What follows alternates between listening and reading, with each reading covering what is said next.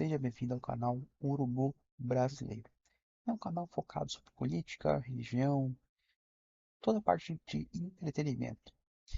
Nesse vídeo especificamente, eu quero comentar com vocês uma parte bem interessante que eu conversei com o professor, faço direito, né? Nós estávamos conversando na sala de aula sobre penhora de bens, a fase de execução no processo de trabalho. Em determinado ponto, ele começou a comentar sobre penhora de criptomoedas.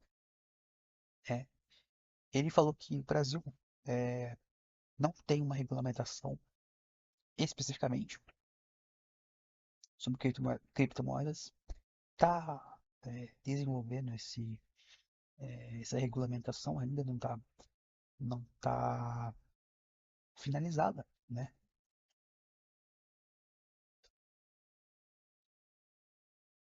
E eu no final da aula eu perguntei para o professor, sobre aquele assunto da criptomoedas e tal, é possível penhorar esses bens na conta do, do devedor, né? Do reclamado? E ele me falou, ah, pois é possível, né? Você penhorar esses bens. Se for quando é o nosso no Bitcoin, no caso, né? Ou até mesmo criptomoedas em geral, é, se for na corretora é possível. Porém, se for uma corretora internacional, que não está aqui na nossa legislação, ou até mesmo que eu perguntei para ele, é possível penhorar na carteira? Ele falou que não tem. E o Estado, e os estados, né? Eles estão buscando formas de penhorar esses ativos financeiros na conta, eh, na carteira, né? Na carteira de Bitcoin. E foi isso. Aí falou que, você quer. Tem até um TCC do aluno que eu tô ajudando a fazer sobre esse tema. Se quiser mais, eu posso te mostrar. Eu não comentei mais nada. Falei, depois eu vejo, né? Conversei com ele. Mas eu vou chegar lá, vou chegar a dar uma olhada nesse TCC dele. Para dar uma olhada que tem aí de nuances aí por trás. Bem interessante. Mas, em questão geral mesmo, eu sei que isso é impossível o Estado lá na frente querer empenhorar bens é, em carteira de Bitcoin, que não tem como, tá? É questão aqui, não estou falando que pode ter regulamentação, não. É que não há como, tecnologicamente, nem agora, nem no futuro, é, ir atrás de conta de devedor, né, que colocou seus ativos tudo no Bitcoin. Se você colocar como ele falou, em corretora, o Estado consegue ir atrás e pegar, tá? Então, se você quer comprar Bitcoin e quer dar calote, né? Um conselho que eu dou vai lá e coloca tudo no Bitcoin. Outra coisa, se você tá divorciando, aí tá pensando em divorciar e tal, e tem bens aí para ser partilhados, cara, faz o seguinte, meu irmão. Joga tudo em Bitcoin. Conselho que eu dou aí, né? Fazer o quê? Vai piorar o quê, né? Então, veja a casa, veja o carro e compra Bitcoin.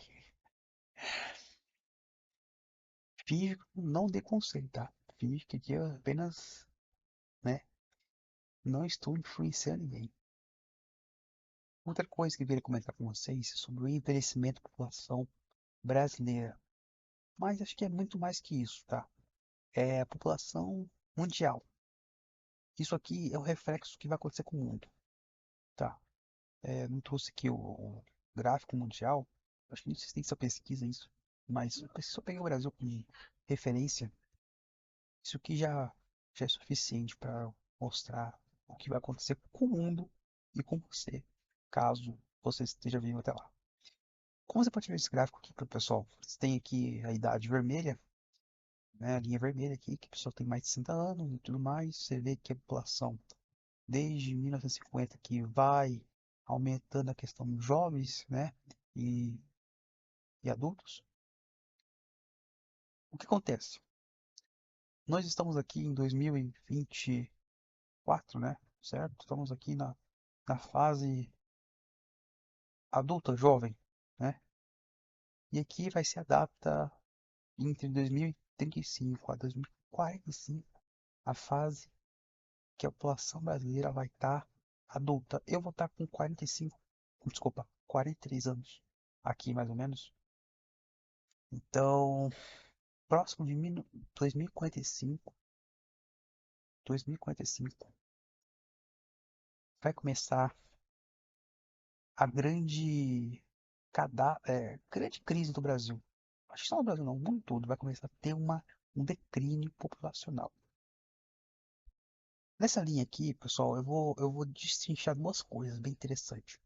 Primeiro eu vou destacar a parte religiosa aqui, depois a parte econômica. A parte religiosa, o que é a parte religiosa? Pessoal, é a pessoa da igreja, pessoa que gosta de Deus, pessoa que vai para a igreja e tudo mais. Eu vou dar um ressalvo aqui. Se você for aqui no meu canal, eu tá aqui um vídeo por que eu não acredito em Deus. E aqui eu mostrei alguns pontos que eu não vou tocar o vídeo aqui para vocês ouvirem. Mas é bem simples, eu tava comentando é, sobre igreja, sobre os costumes das religiões e tudo mais. E que eu falei algumas coisas bem interessantes que vocês podem assistir depois no meu canal. Por que eu não acredito nisso? Eu mostrei alguns argumentos mais alternativos, vocês não precisam seguir eles. É apenas uma perspectiva minha do que eu acho. Isso não é tão importante nesse assunto que eu estou comentando com vocês, mas é apenas um gancho aqui sobre isso aqui. Primeiro que o declínio populacional reflete em todas as áreas da sociedade. Na questão da religião, por exemplo, como eu vou comentar agora com vocês, vai ter uma diminuição da população. O que acontece? Como a população vai diminuindo, vai ter problemas, né, que vai ocasionar na sociedade brasileira e na fase mundial mesmo, né? Mas principalmente na religião agora, focando rapidinho para não estender muito o vídeo, é que as igrejas que tem hoje, com costumes e características que prendem religiões muito sarcásticas, por exemplo, religiões muito que tem aquele rancor, né? Aquele apelo para exagero. Por exemplo, uma igreja cristã evangélica que proíbe mulheres não usar saia, não sei o quê, proíbe mulheres usar saia, mulheres que não podem fazer isso, pode fazer aquilo, não pode ter televisão, não pode, isso não é pecado, não pode comer carne, não pode ser o quê. O que vai acontecer? Essas igrejas que têm costumes mais que não atraem o público jovem, que é mais igreja mais conservadora, mais rígida nos costumes, essas igrejas com certeza vai desaparecer nos próximos anos, tá? Desaparecer é economicamente inviável. Então, cada vez mais vai parecer que as igrejas que vai ter mais jovens, igreja que é escura, iluminação, fosse um teatro, né? Um show ali, essas igrejas vai prevalecer. Então, a igreja que não se atentar a essa característica de mudança social e econômica vai quebrar. Então, essa igreja que hoje é costume religioso, assim, por exemplo, hoje temos um catolicismo. Cara, o catolicismo vai desaparecer. Essas igrejas conservadoras demais vai desaparecer. Isso é natural, tá? É fase natural. Tem um gráfico aqui, pessoal, que na internet disponibiliza aqui, uma pesquisa mostra que o pentecostais aumentaram significativamente no Brasil. Eu achei essa pesquisa aqui bem interessante. E a grande pergunta é, por que as igrejas estão crescendo aqui no Brasil, né? O que acontece? Eu, eu vou comentar duas coisas aqui. Primeira coisa, por que o Brasil está aumentando bastante? Aqui fala que é crescimento evangélico, que é mudanças legislativas que facilitam a abertura de igrejas. Certo. Eu não vou criticar nessa questão, acho que é certo. Agora, crescimento econômico de países, do país expandido ali. Né, não, para. Vamos lá. Tá errado, tá? Porque isso aqui não explica o gráfico. Tá subindo até agora, tá? Isso aqui não explica de jeito nenhum, tá? Crescimento, tá? Não explica, tá? Se você pegar gráfico aí, Brasil tá com déficit, Brasil tá tendo crise de inflação, lógico, não tá tão descontrolado, mas né, tá subindo bastante. A economia não tá gerando, então isso aqui não explica, tá? O que que explica, então? O que que explica, né? Tá tendo por trás disso aqui, gente? Isso aqui é o seguinte. Eu tenho uma teoria bem interessante que é o seguinte. A religião, ela... Desculpa, é o contrário. A pobreza traz a religião, mas a religião não traz a pobreza. Os Estados Unidos é um país rico. Então, por exemplo, lá é um país que é economicamente grande. Então, por que lá tem bastante evangélico? Porque simplesmente não tem nada a ver com uma coisa com outra. Então, a pobreza não quer, a religião não vai dizer pobreza. Você pode pegar o país islâmico, por exemplo. Tem países islâmicos aí, gente, que tem bastante religião. São um país pobre. Então, o que que quer dizer? Que a religião é que puxa, ou desculpa, contrário, na verdade, né? A pobreza puxa a religião. E não a religião traz a pobreza para aquele lugar. Entendeu? É isso que eu quero dizer. Porque aqui você pode começar a perceber que a pobreza do Brasil ele vai aumentando. Por que que as pessoas pobres vão buscar a igreja? Simples, porque o Brasil não tem uma infraestrutura, um centro de para tratar a ansiedade, tratar questões emocionais. Brasileiro não tem uma capacidade econômica, o poder econômico do brasileiro vai cair muito a passar do tempo, a pobreza vai se alastrando no país. Então as pessoas precisam urgentemente de encontrar uma solução, né? Elas acham, elas buscam e encontram na religião a saída desses problemas, né? Desemprego, pobreza, questões psicológicas. Então, é por isso que as igrejas brasileiras vai crescendo. Não é só o Brasil, tá? É o mundo todo. O que eu quero chegar é o seguinte. Essa pesquisa aqui não, enfim, não quer dizer nada. Não quer dizer nada no sentido, né, que não é o, né, aqui se fala que é o crescimento econômico que trouxe. Cara, isso aqui não faz sentido nenhum, tá?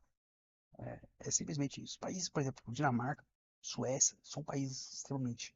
é, Todos os países da Europa ali, praticamente, são países que não têm muito religião, não são países religiosos, apesar do passado ser religioso, né, da Igreja Católica e tudo mais, mas hoje não são. Então, o que que quer dizer? Que a pobreza puxa a religião para substituir muitas vezes uma falta de apoio, né? Emocional, psicológico, financeiro da população. E isso trai bastante gente. Eu não estou discutindo aqui se a religião é certo ou errado, tá? Isso aí vai de cada um. Outro ponto que eu vou comentar com vocês agora é o seguinte. É a questão da aposentadoria. Gente, é o seguinte. O INSS, ele, assim, provavelmente vai quebrar em algum momento, tá? Porque quanto mais população tiver mais velha, menos jovem e menos adulto trabalhando, gente, isso aqui não vai sustentar, entendeu? Até 2050, provavelmente o INSS vai quebrar. Então, assim, é loucura, loucura. Tem outra possibilidade? Tem. Tem outra possibilidade. E a outra possibilidade é a seguinte, pessoal. É o governo imprimir dinheiro, né? Para pagar a aposentadoria.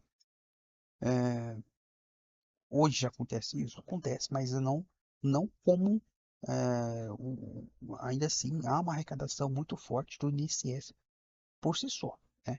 Desconto na folha de pagamento e tudo mais, isso já vem acontecendo, mas conforme o que eu mostrei aqui, o problema do INSS aqui é uma pirâmide. Você pode perceber que Claramente aqui, o INSS não se sustenta a longo prazo. Vai ter muito mais gente recebendo aposentadoria do que gente contribuindo para a aposentadoria. Então, vai ter advogado aí que é especializado na área previdenciária dizendo, ah, mas essa questão de reforma, coloca mais uma reforma. Gente, vou falar a verdade para vocês. Mais uma reforma, vocês nunca vão se aposentar. Simplesmente assim, é a conta matemática. Uma hora a conta vai vir. Não importa se vai vir aqui 2050, 2070, uma hora vai vir. Então, todo mundo vai pagar a conta, né? Enfim, um do jeito do outro, a economia não vai sustentar. Vamos voltar aqui, né? Por que que o dólar, né, tá R$ 6, tá quase chegando, né? Logo, logo tá ali, né? Porque aqui, eu mostrei aqui tem uma reportagem, eu peguei aqui da Casa do Povo.